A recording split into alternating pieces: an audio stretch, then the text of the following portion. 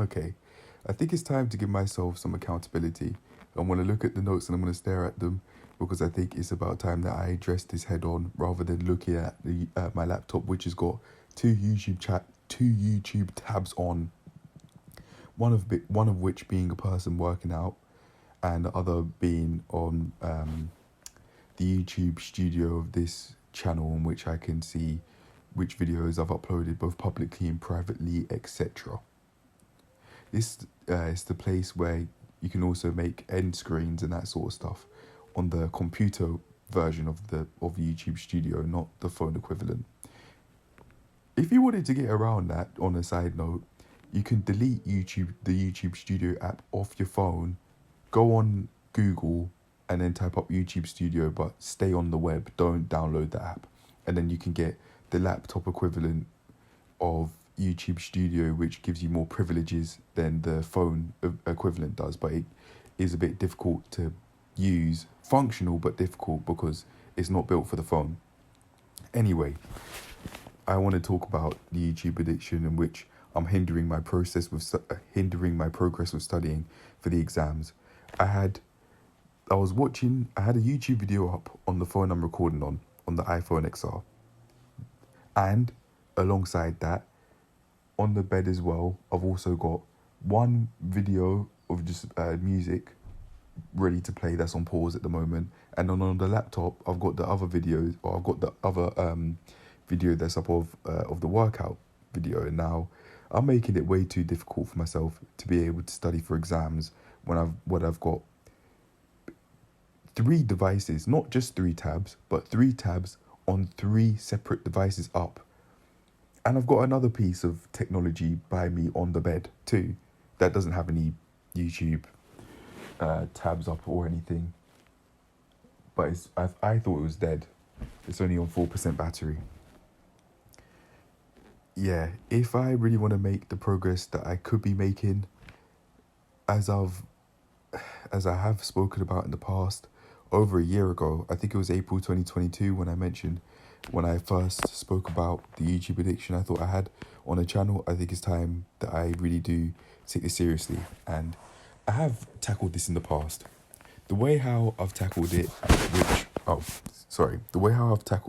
which I found successful, was writing about my YouTube usage on a daily basis. I was doing this and I managed to do it for about an entire month. That's the longest I've ever done it for. From the 1st of June 2021 to the 25th of June 2021.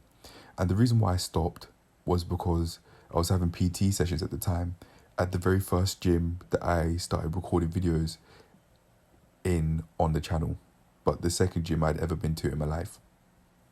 From there, I just let that be and I stopped because I thought that is it. I felt happy with my efforts at the time, if I remember correctly. I can't say for sure if that is the case though, rather unfortunately, because I don't have all of the notes that I wrote down of the what I called the YouTube detox or the dopamine detox. I heard of that term on the improvement pill. That was what I was referring to when I said that, or when I wrote that down, when I called it that, however you'd want to say it. Regardless, I'd say I need to help myself out. I need some help, and I think that the help needs to come from me. I definitely can go out my way to use resources that other people have made, and although that could help me long term by going out my way to do more research on how YouTube addiction works, I've already used and applied solutions to help me out with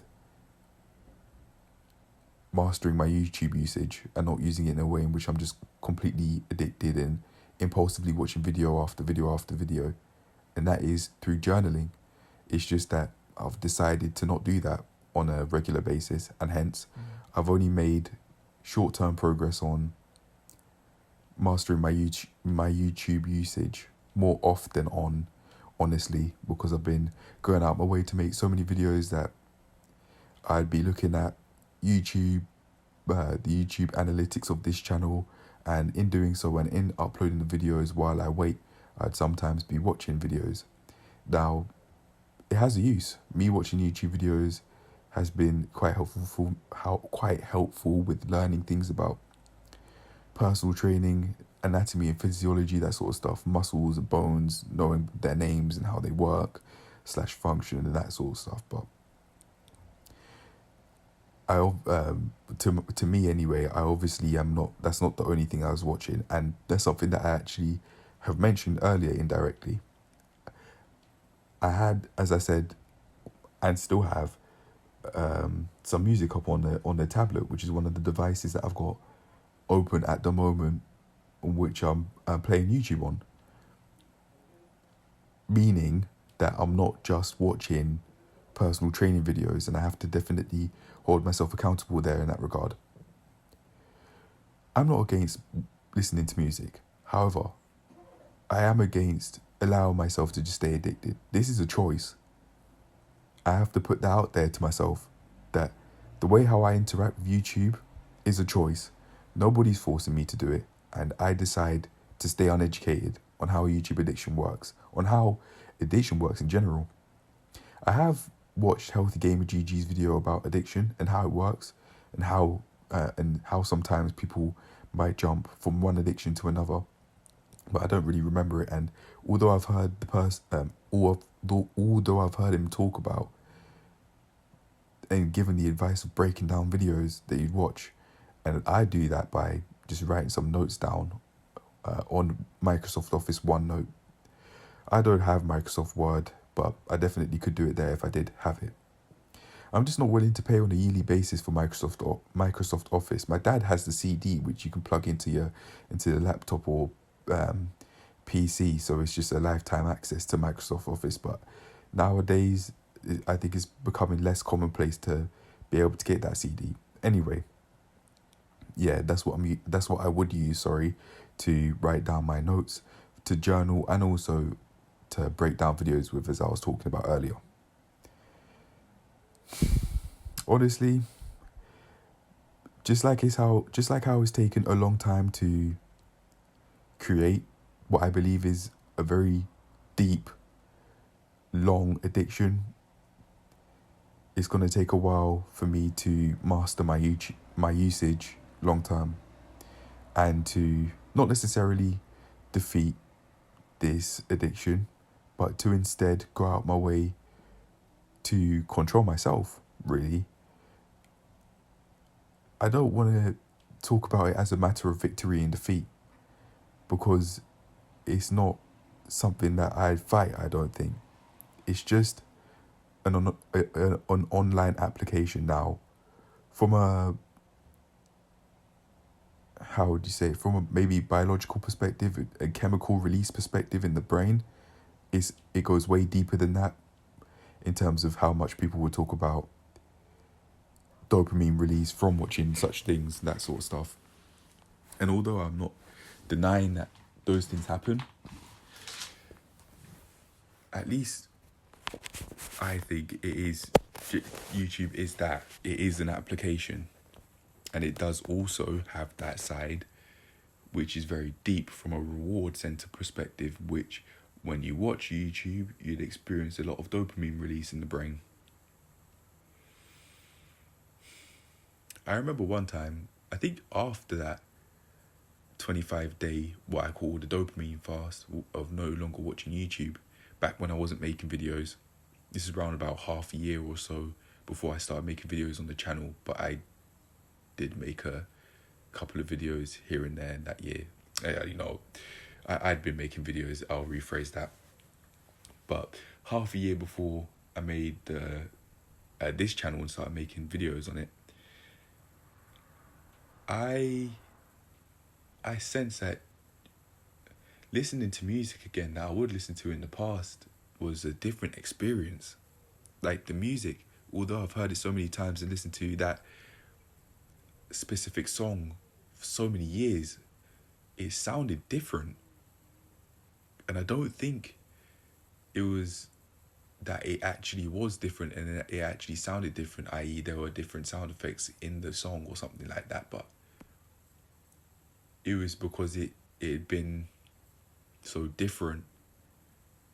I hadn't had such a dopamine release for it to sound like that ever in my life.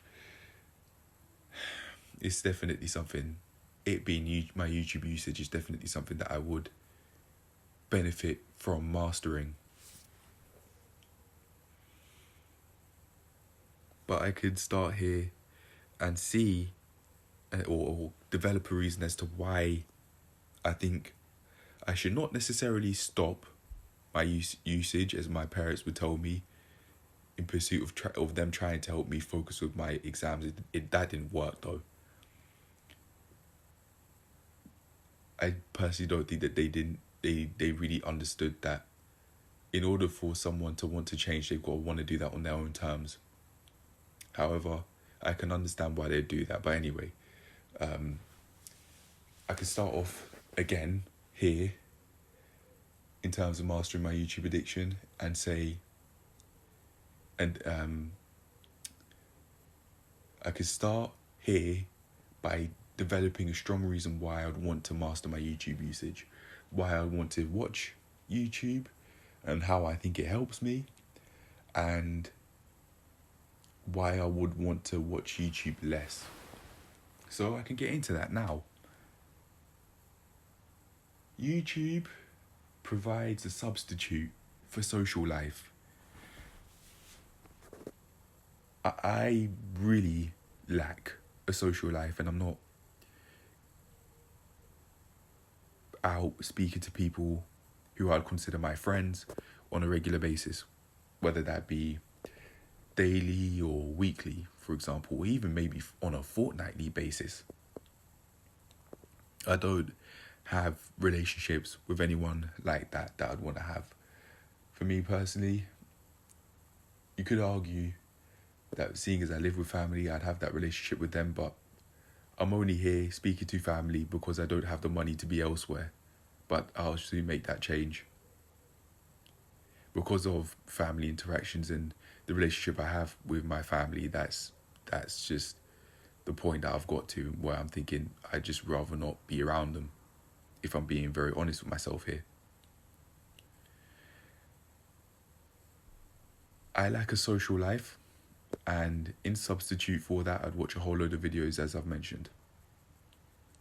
So, to go out my way to further develop my YouTube usage in a way that's healthy and to further master it, what I could do is tackle it indirectly through solving core problems that are being hidden, or core problems that I might not actually be looking at, and why I'd want to be watching YouTube so much. Like I've heard Healthy Gamer GG said with such things, with such addictions, for example, this genuinely might not be a problem, but rather a solution. Watching YouTube videos, with the solution being watching YouTube videos, helps me deal with not having as much of a social life as I could.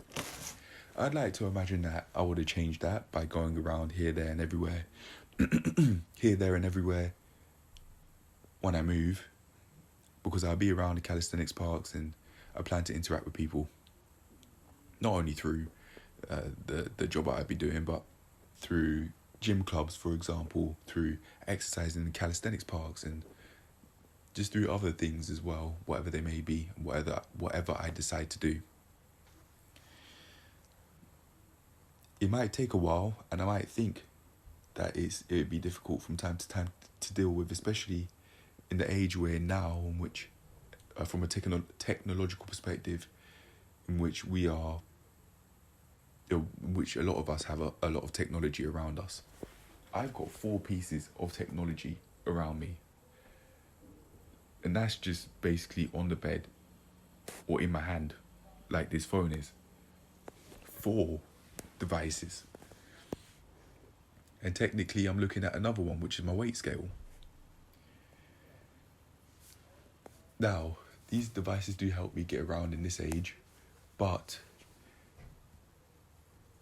I'd say I'm allowing myself to be excessively integrated with technology to the point where I'm letting it I'm negatively let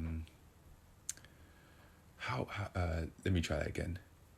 I'd say I'm excessively integrated with technology to the point I'm sacrificing other aspects of my life which are way more important than using the devices from a long-term perspective anyway, but I might not think of it like that in the moment because I'd want to just interact with people, and sometimes I might sense boredom, or I know I've sometimes experienced that I don't want to come off and I don't want to stop watching because then I'd have to deal with my own thoughts perhaps. Or maybe that was just dopamine withdrawals that I was experiencing, or maybe both. I'm not really sure.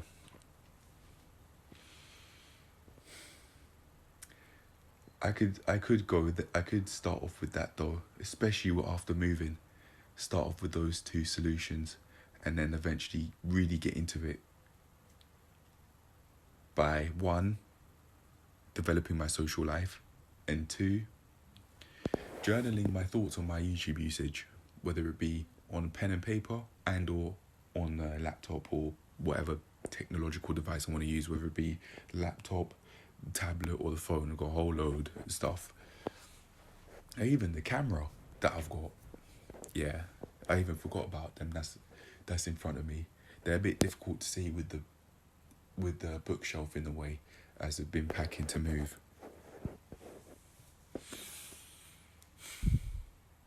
If I really want to go out of my way to improve my usage, I think I eventually will, especially if I tackle my lack of social life. I'm trying to do that by, I go out of my way to do that by talking to people on the internet, but then by doing that, although I don't have a problem with it, I am making myself more integrated with YouTube, or I am making myself more integrated with technology as well.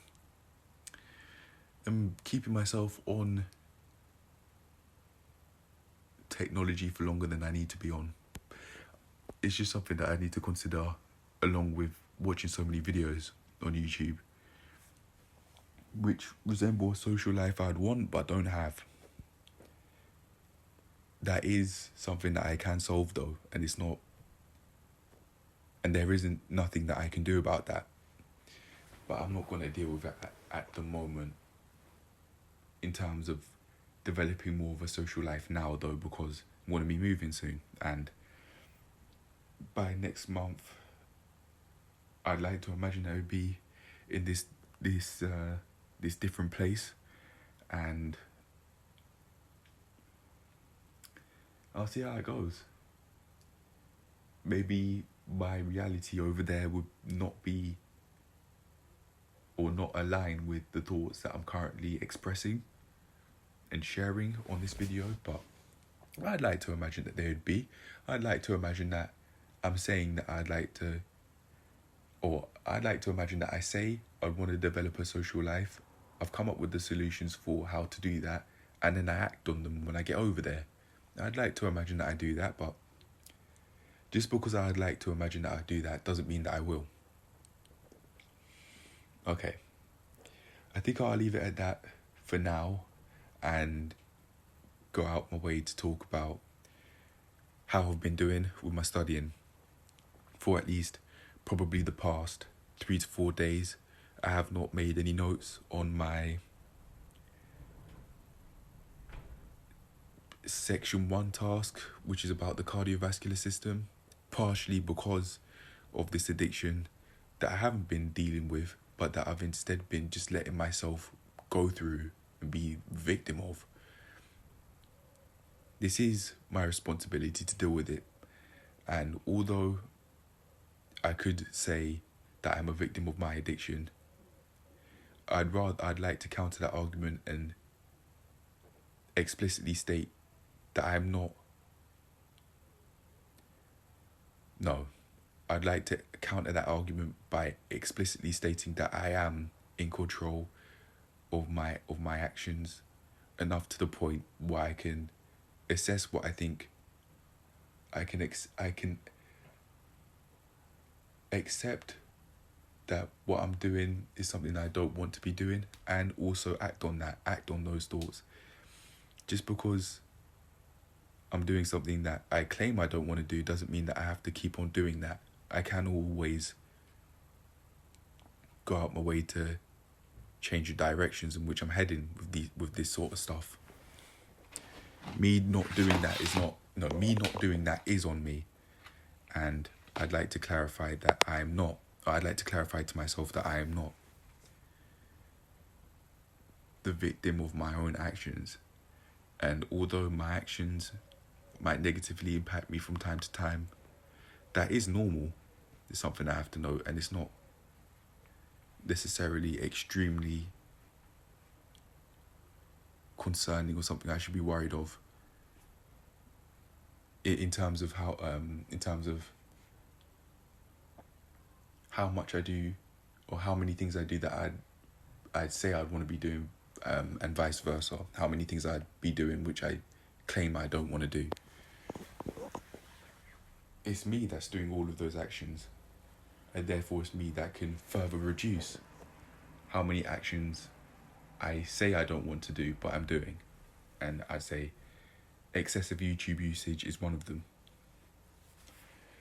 One way I'd say that I allow this to keep on happening is through not tracking my YouTube usage and not writing stats down, by not opening that path up with myself, not opening that path up of conversation with myself by starting to journal and then just stopping, as I'd be doing a whole load of other things and wouldn't create the structure to keep that up, as I'd have so many plans to do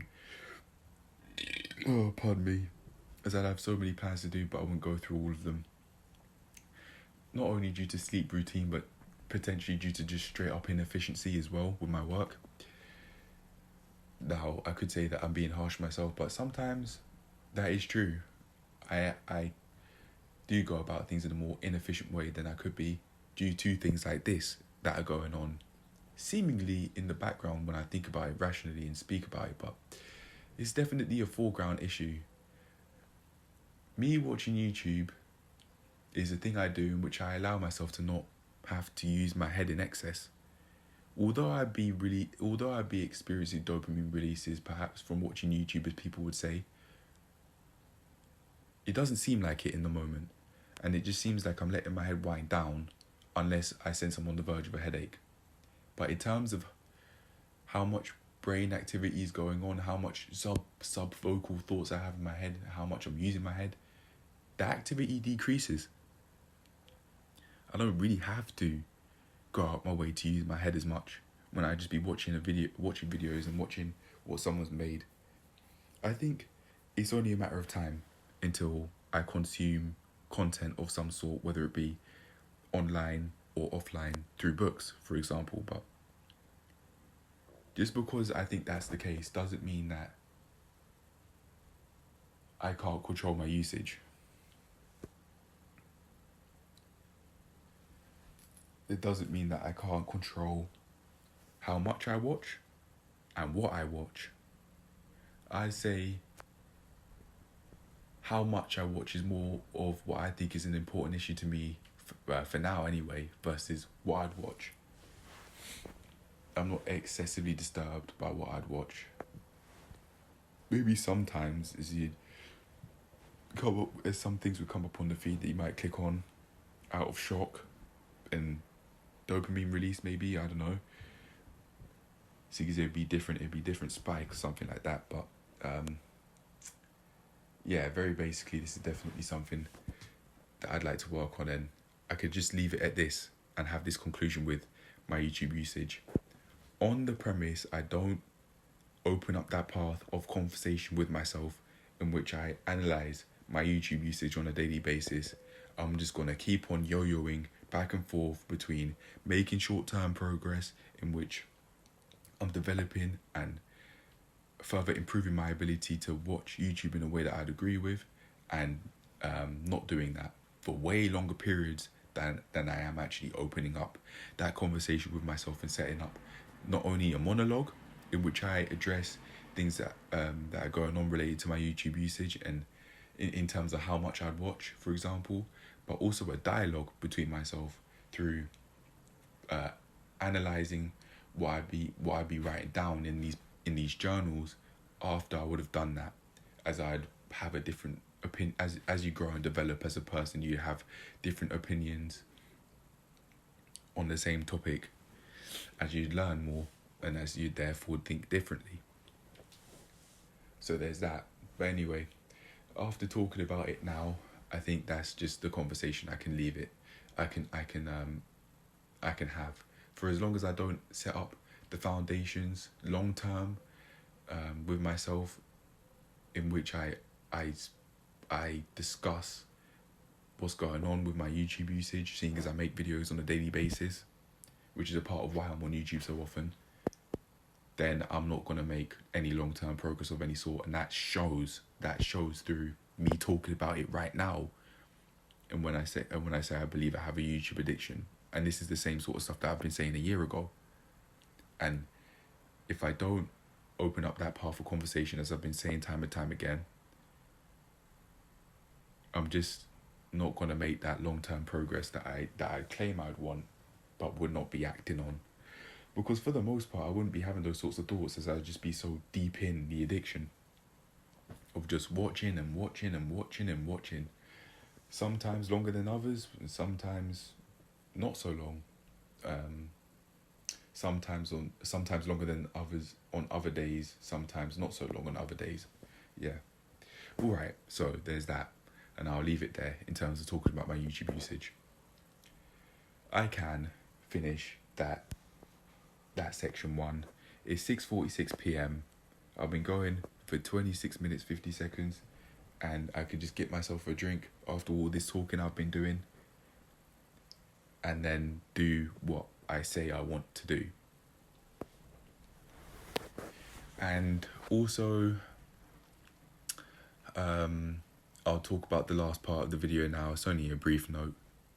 Very basically, I think maybe for past day or couple of days maybe, max, I've been thinking about going to this place where I could be working when I move, and I'll be able to see how they treat customers and how they treat their colleagues if it's more than one person there, and just the layout of the gym. I've seen it online, but I'd be able to see it in person, and I'd be able to trust in my ability to get to that gym when I go there. So I'm gonna do that on Monday and just see how it goes. In preparation for me going there, I've made a video earlier today in which I did a couple of sets of 15 reps. Well, that's what I planned to do, but then I did one set of 15 reps, one set of 5 reps on my tiptoes, and then did the other 15 reps I said I wanted to do in 3 sets of 5 reps, because I was finding it really difficult. Because I was experiencing more chest activation. In the past, I got out my way to find out how you push past the pain barrier, and I think I've got that skill now, because I've just been going at it again and again and again, more days than I haven't been. And because of this consistency I've let myself pursue and have successfully pursued, I am now at a point where I don't have to ask, how do I push past the pain barrier? I just know what I'm doing, because I've found out how to do it. And the way how I personally go out my way to, as people would say, push past the pain barrier is through my programming, through creating sessions that I can manage and that are easy enough to achieve at the physical ability level that I'm currently at, whatever that may be at the time. And it really, in my opinion, is as simple as that. Beyond this, what I'd call the step 0, in which you're just trying to figure out what works, and then in the step 1, I'd call it, you eventually figure out what works. And for me, that was creating sessions in which if we were talking about weightlifting, lift lighter weights, and lifted in sets that I could manage, to then develop my strength, in which I do the same session for a few days in a row, and then in pursuit of being able to do that same session with more ease, in pursuit of getting stronger, in pursuit of getting stronger and in pursuit of making more progress. Yeah. Speaking of daily logs though, I've got the other two that I said I wanted to make. One for today and one for in preparation for when I move house. The other way that I've been preparing outside of making videos now before moving is through uploading videos without a home internet connection, and I just take it from there for as long as I need to.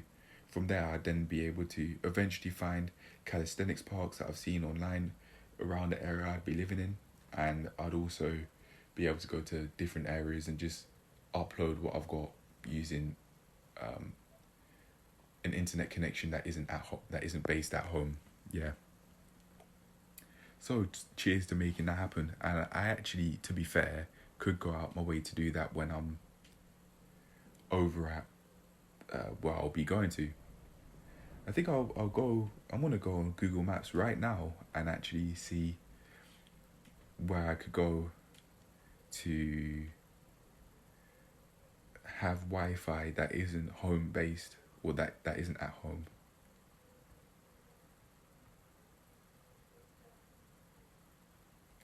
Bear with me. So, gyms would be able to do this, and I'm thinking other places like libraries would be able to do this as well.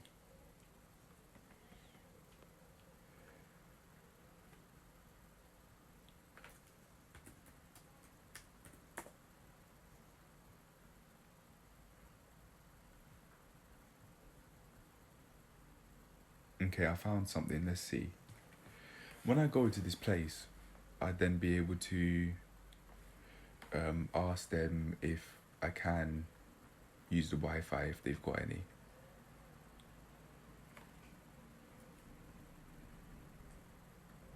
It's a different place, and I'm already thinking, or building distrust in my ability to get around. It's not even that big a deal. I think it is called, as I've heard online, ruminating.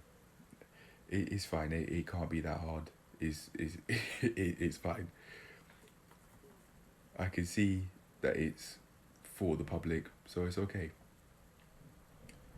But yeah, it could be a matter of me needing to further develop my mental health skills and that sort of stuff, and basically relearn how I'd go about going to certain places like that, and how I'd be able to do it with so much ease back when I was a teen. Before going through more of what I've gone through up to this point, in which I've experienced extreme and potentially one of the ultimate forms of social anxiety, which is, in my opinion, paranoia. Not from going to this sort of place that I'm looking at the moment, but through being approached in a hostile way, and it being very possible for me to have been jumped on that day, on the 26th of July 2021. It's a day that I've spoken about before on Plank Day 90, I think. I'm almost certain. I'm gonna just make sure. Yeah, that's it. On the 25th of March 2022, I spoke about this for it's not even in. Yeah, this was back when I wasn't filming in 4K. I'm surprised it's even in HD. But yeah, this is one of the first times I ever spoke about the issue, and that, in my opinion, was quite the traumatizing event. I felt quite traumatized by that, and I genuinely could have had undiagnosed PTSD. And I say this, and I don't say this lightly, because in this area that I'm currently living in, there are certain places that I walk about, places that I deem safe, but places in which I'd still be watching over my shoulder. One place in particular in which I'd always look over my left shoulder, not just to check if there are bikes coming, but to see if they were around. They being the people that approached me that day, the one guy, Joseph in particular, and also people who knew him, who I knew due to going to the skate park, and people who I see at the skate park and just not wanted to meet them because I'd find it so... I'd feel threatened. I'd sense I was in danger on that day, and I associated those people that would go to the skate park with that intense feeling of danger from that point onward, until I let myself go through re-exposure therapy in a nutshell calls it, in which I went out of my way to tackle my fears through going to the areas in which I associated that extreme paranoia with, and that fear, that adrenaline rush to, and that feeling of danger to, which could have, as I just mentioned, which could have shown itself through the adrenaline release that I could have experienced on that day, that I could have been jumped, and also after that point when I could have seen one of those boys there around that place in which I'd look over my shoulder. Some of which I actually had seen, and I go out my way to purposely avoid them in pursuit of avoiding danger and just not wanting to talk to them, and having to explain to them why I'm not there. I just rather not talk to them at all than make myself have to think, well, I don't have to explain myself to them, or saying that to them, or I don't have to explain myself to you, that sort of stuff. Yeah. Alright, I think I'll leave it there, because I'm not talking about the what's going on with personal training wise. I could say, to make it related to the video, mental health matters, both in a quote-unquote career. I just see this as something that I'd do and enjoy, not a career, but just in every aspect of life, mental health matters. And mental health is such an important part of our lives that our state of mental health and how we view things can be communicated without speaking, through non-verbal communications. For example, people could imply that you're feeling angry if you slam the door on them, and you walk out of a conversation which could have been an argument and you slam the door. Or if you just slam the door in general and the windows are closed. For example, that is a means of non-verbal communication, and if done consistently enough, could be seen as an indication of someone's mental state, through implying that they slam the door all the time, and perhaps they're feeling angry all the time, and maybe that they've got issues that they need to deal with. Yeah, so it's definitely something that I go out of my way to tackle through exercise. I don't do the weekly health reviews anymore, in which I'd manage my mental health, but it's something that I'd like to do alongside everything else I'm doing. Just bit by bit, I get it together and collect everything that I have done, both everything that I am doing and have done together, to create a way of life that I definitely want to be living. However, I think I'll leave it there because I'm feeling hungry and I sense I'm on the verge of a headache. So yeah, that's it. That's the video. And after talking it through enough, I definitely know I can talk about the YouTube addiction on a daily basis over here, because I sense I'm hindering my ability to progress with studying my exams because of the YouTube addiction. So I can start by talking about it on a regular basis. I'm writing it down. I'm writing about it if I want to, but I can find that speaking about it is easier, and also it gives more of a hint as to how I think about it through tone of voice and how I deliver saying certain things, which writing down things can't do, or it can only do so much through italics and bold writing and underlining. That, although it does give a hint as to how we would say things and how we think of things more, it just is not on the same level as hearing someone speak and hear it come from their tone of voice. It's a lot more obvious, I'm saying. But anyway, enough of repeating myself. I'm finished. I want to get something to eat, so that's it. I'm gonna go do that coursework, and I'll write about how much progress I've made in the description of this video, to have proof that I am doing what I want to do on a daily basis, rather than just letting myself suffer from or letting myself,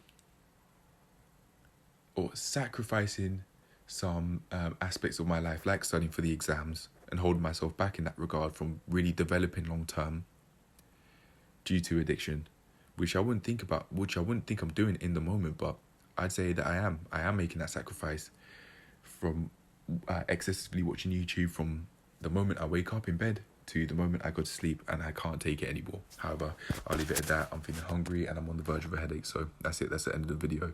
Cheers to making the progress that I'd want to make with excessively watching YouTube, through mastering my YouTube usage, and through at least reducing how many addictions I have here and there. Peace.